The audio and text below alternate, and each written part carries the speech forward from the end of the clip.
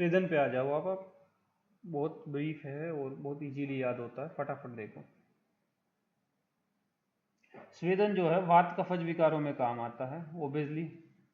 ठीक, उष्ण का संयोग रहता है जनरली, और नहीं तो उष्णता वैसे लाएगा, निरग्नि भी होगा तो पित्त का कोई मतलब नहीं है। पित्त अगर अनुबंध रूप में हो तो भले ही कराया जाता है, प्योर पित्त में होता नहीं। वात कफज विकारों में काम आता है। चरक आचार्य ने 6 प्रकार के स्वेद बताए हैं, षड स्वेद बताए हैं, या फिर जो है त्रिविध द्वंद्व, द्वंद्व मतलब पेयर, जोड़ा, उसका वर्णन किया है। जो त्रिविध द्वंद्व है उनके वो कौन से हैं, वो यहाँ पे हमने जो है सर्कल किए हुए हैं। एकांग सर्वांग, स्निग्ध रुक्ष, साग्नि निरग्नि। स्निग्ध रुक्ष में उन्होंने कब स्निग्ध स्वेद देना है, कब रुक्ष स्वेद देना है। स्निग्ध मतलब स्निग्ध औषधियों के साथ, रुक्ष मतलब रुक्ष औषधियों के साथ। तो अगर आमाशय में वात कुपित हो तो पहले रुक्ष तत्पश्चात स्निग्ध स्वेद, पक्वाशय में कफ कुपित हो तो पहले स्निग्ध तत्पश्चात रुक्ष। मोटा मोटा ये याद रखना होता है कि दो स्थान सबसे पहले किसका है। ठीक है, तो आमाशय जो होता है वो कफ का स्थान होता है कि नहीं। आमाशय कफ का स्थान है, तो पहले अपने घर वाले की चिकित्सा करेंगे, बाद में बाहर वाले की करेंगे। तो पहले जिसका स्थान है उसकी करेंगे। तो आमाशय में वात हुआ है कुपित, लेकिन चिकित्सा पहले कफ की होगी, रुक्ष की होगी। ठीक है, बाद में स्निग्धता होगी। ऐसे ही पक्वाशय में कफ का कुपित है, पक्वाशय वात का मुख्य स्थान है, तो वात की चिकित्सा करेंगे पहले, यानी स्निग्ध स्वेद देंगे, फिर जो है रुक्ष स्वेद देंगे। ये याद रखना आप। साग्नि निरग्नि में साग्नि उन्होंने 13 टाइप के बताए हैं, निरग्नि उन्होंने 10 प्रकार के बताए हैं। यहाँ निरग्नि उनके नाम नहीं लिखे हैं, यहाँ काश्यप वाले शुरू कर दिया हमने, लेकिन उनके निरग्नि आगे जाके आएंगे, 10 हैं उनके निरग्नि। ये साग्नि संकर, प्रस्तर, नाड़ी, परिषेक, अवगान, जेनतक, अस्मगन, कूस, कुटी, भू, कूप, होला, कुंभी। जनरली इनके नाम याद करने की नौबत नहीं आती है, क्योंकि अग्नि साग्नि निरग्नि में इतना डिफरेंस है तो इजीली आप आइडेंटिफाई कर पाते हो कि कौन सा साग्नि कौन सा निरग्नि था। फिर भी आपको याद करने का मन हो ही, ओके, तो आप जो है याद कर सकते हो इसको कुछ इस तरह से। मन है तो यहाँ पे आ जाओ, अब नीचे आके ये जो इनके साग्नि है 13। शंकर और होलाक परिनारी को अवगाहन कराने के लिए परस्पर जंतुओं की भांति पत्थर फेंक कर लड़ रहे थे।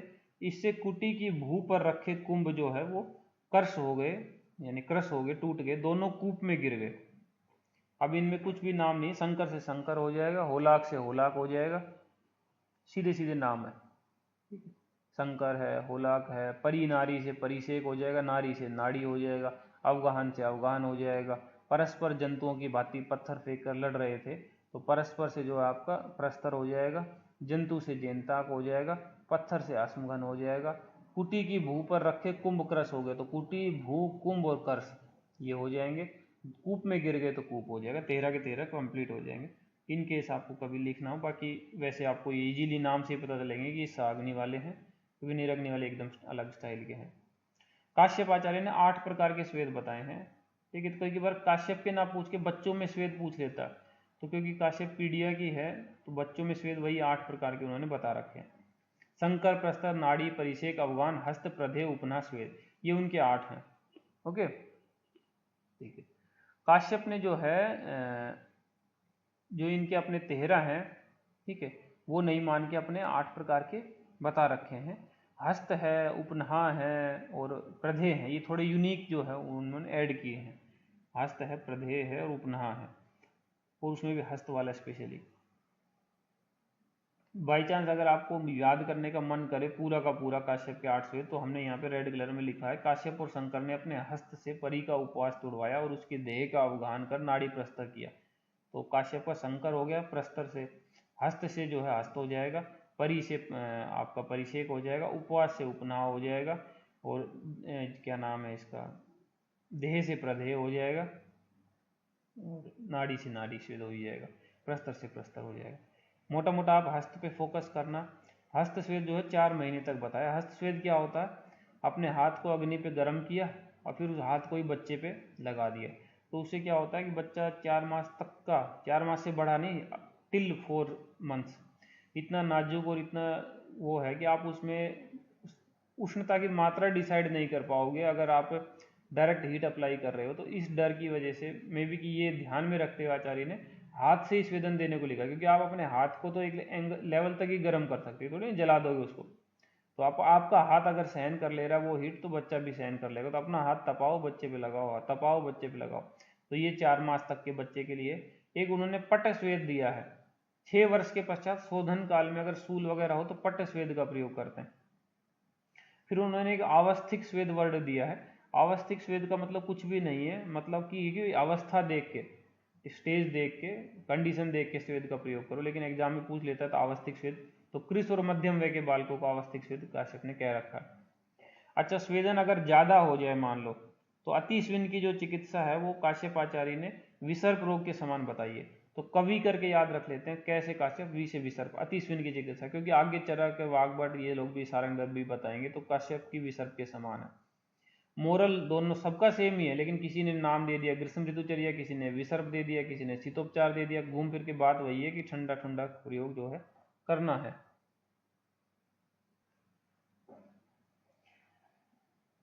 जब रोग व्रण और विसंज्ञा हो जाए, मतलब सोचो कि स्वेदन इतना ज्यादा कर दिया कि व्रण वगैरह बन गए, ठीक है, घाव वगैरह कुछ बने, वुंड बन जा रहे, या बेहोश वेहोश हो गया बंदा, तो कृत साध्य हो जाता है।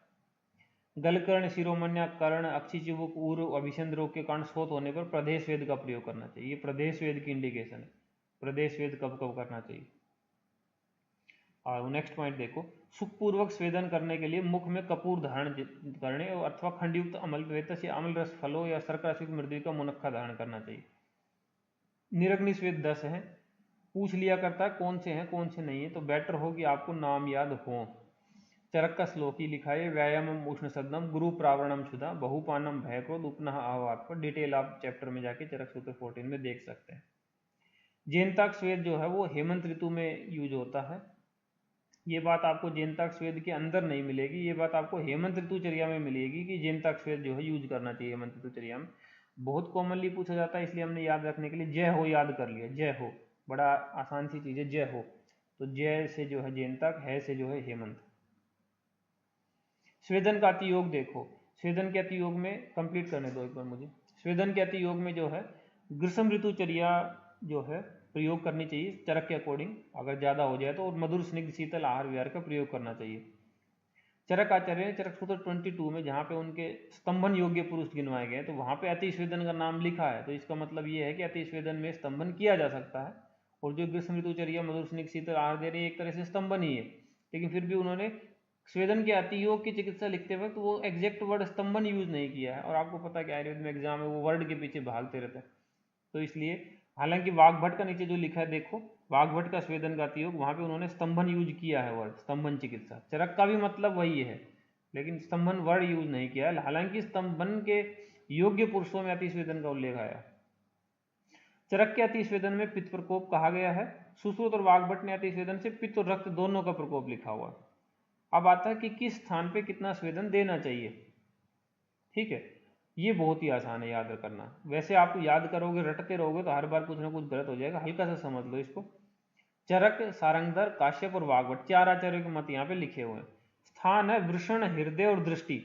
ठीक है, वृषण, हृदय और दृष्टि नहीं है, दृष्टि वर्ड है, वृषण, हृदय और दृष्टि। याद रखने के लिए हमने देखो ये हाईलाइट किया और ये सर्कल कर लिया, वृहद। ये पॉइंट याद रखना, वृहद। वृहद का मतलब तो होता है बड़ा, विशाल, लेकिन स्वेद छोटा सा देना है। तो व्री है द, व्री से वृषण, है से हृदय, द से दृष्टि।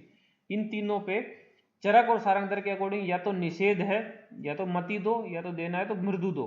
काश्यप आचार्य ने भी यही बात बोली है, इसलिए सेम लिख दिया है। वाग्भट आचार्य ने स्वल्प स्वेद वर्ड यूज किया है। स्वल्प है अल्प से भी कम, स्वल्प स्वेद ऐसा कहा है, मतलब मृदु ही समझो उसको। और वंक्षण पे जो है वाग्भट ने अल्प कहा है, चरक वाग सारंगधर का मध्यम है।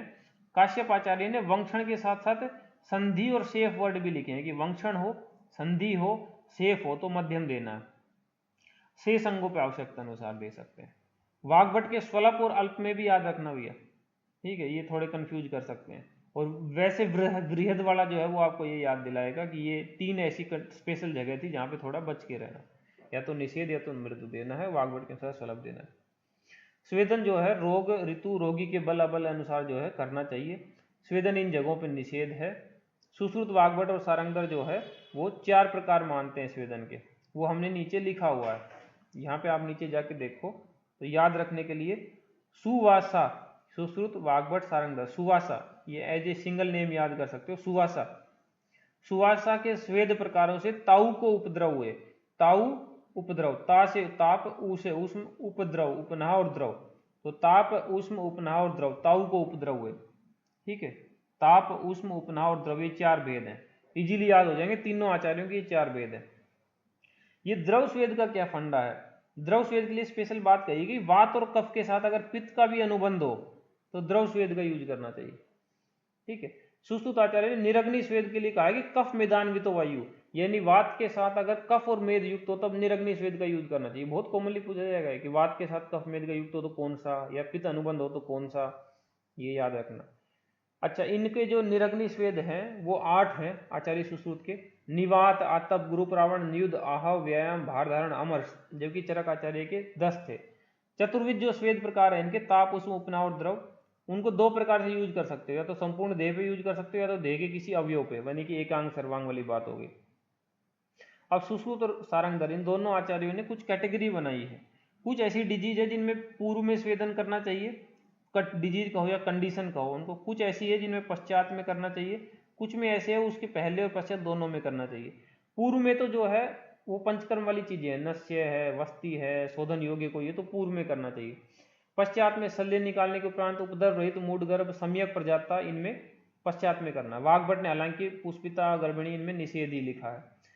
ये जो खतरनाक वाली डिजीज है, अर्श है, अस्मरी है, भगंदर है, ठीक है, जो अष्ट महागध में भी आती है, सुश्रुताचार्य के में, वो पूर्व पश्चात दोनों में है। अब उपनाह स्वेद को सबने अलग अलग कैटेगरी में डाला है। चरक ने उसको निरग्नि में डाला है, सुश्रुत ने उसको साग्नि में डाला है। उपनाह का मतलब होता है पुलटिस लपेटना या पटिया बांधना, तो चरक आचार्य ने जो है उसको निरग्नि में डाल दिया। सुश्रुत ने उसमें उष्ण द्रव्य यूज करके तब डाले हैं, उष्ण जो गर्म चीजें करके, अग्नि फिर पट्टी बांधी है, गर्मा गर्म चीजें लपेट के, तब उन्होंने साग्नि में डाल दिया। चक्रपाणी ने कह ही दिया कि भैया 2 प्रकार का होता है, चाहे तो तुम साग्नि यूज कर लो, चाहे तो तुम निरग्नि, सिर्फ पट्टी पट्टी बांध दो, पुलटिस बांध दो, उसमें गर्मा गर्म चीज ना डालो तो निरग्नि हो जाएगा, गर्मा गर्म चीज डालो तो साग्नि हो जाएगी। अष्टांग हृदय ने भी साग्नि निरग्नि दोनों मान रखा है। अष्टांग संग्रह के उष्म स्वेद है ना, ऊपर 4 प्रकार के स्वेद थे ना, ताप, उष्म, उपनाह और द्रव, उनमें जो उष्म वाला स्वेद है उसके 8 प्रकार हैं अलग से, पिंड, संस्तर, नाड़ी, घनस्म, कुंभी, कूप, कुटी, जेनताक। अष्टांग संग्रह के जो द्रव स्वेद है उसके भी 2 प्रकार हैं, परिषेक और अवगाहन अलग से।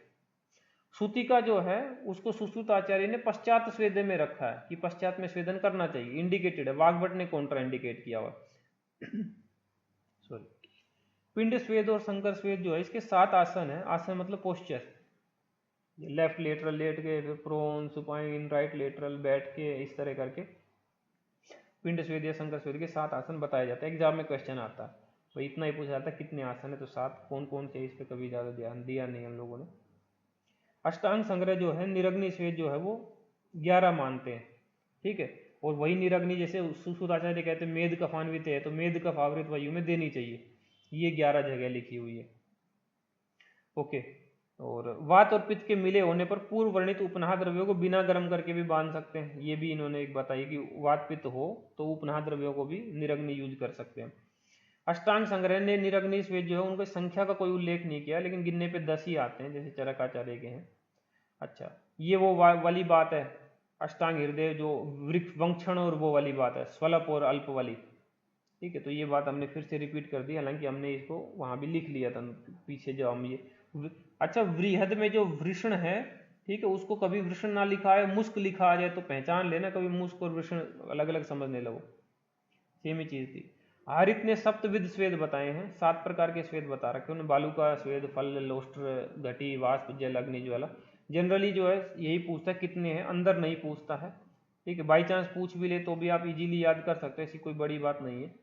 ज्वर प्रकरण में उन्होंने 13 टाइप के स्वेद भी बता रखे हैं, ये भी ध्यान रख सकते हो। अगर आपको हारित के ये याद करने हो, मान लो 7 स्वेद, तो आप इस तरह याद कर सकते हो, ठीक है, कि हारित की तरह अगर हारना चाहते हो तो अग्निवास्प लो, अग्निवास्प, हारित की तरह हारना चाहते हो, ठीक है, हारित की तरह हारना चाहते हो तो अग्निवास्प लो,